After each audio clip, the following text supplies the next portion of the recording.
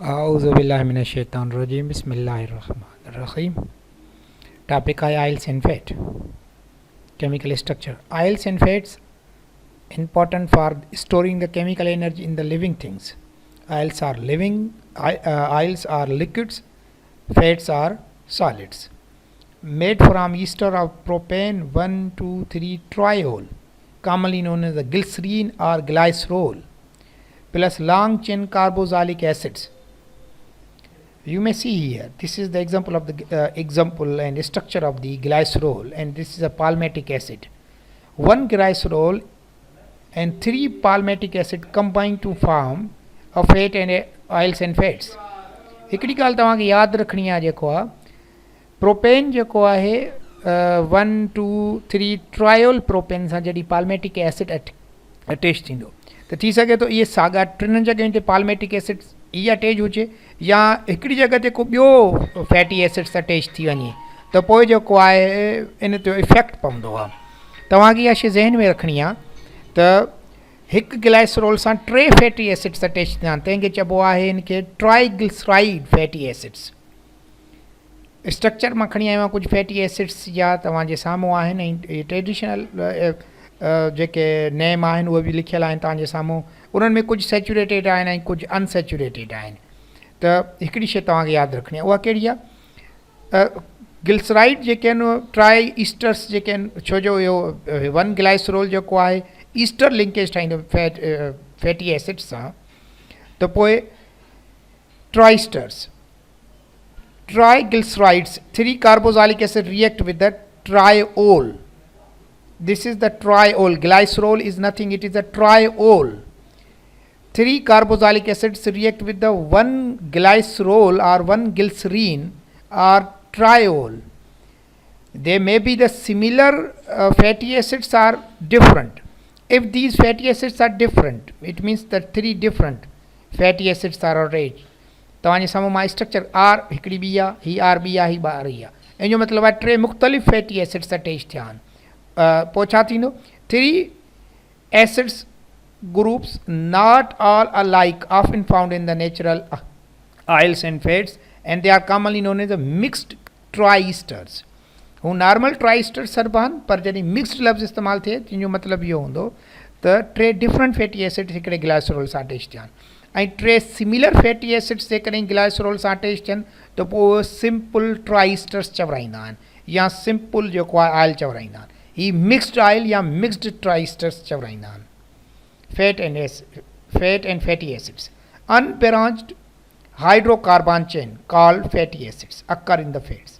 Fully unsaturated 3 or 4 double bonds, still known by old name, systematic name too long, thought to cause the blockage of the blood vessel and heart disease, especially the saturated ones. याद रखियो triglycerides जेके आहिनि उहे सबब बनबा आहिनि जेको आहे हार्ट डिज़ीज़ जा। उन्हनि में कहिड़ा स्पेशली सेचुरेटेड वन जेके आहिनि उहे बनबा आहिनि।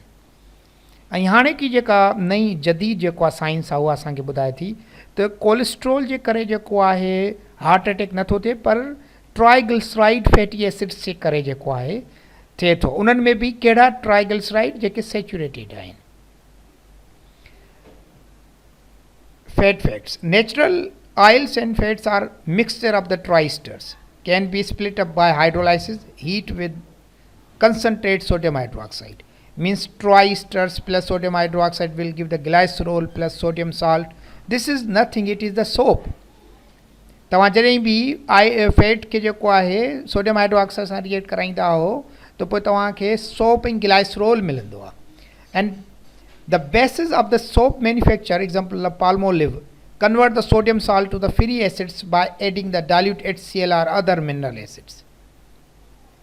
Fatty acids present in the mixture affect the properties. Saturated triglyceride pack closely together, attractive forces, high melting point.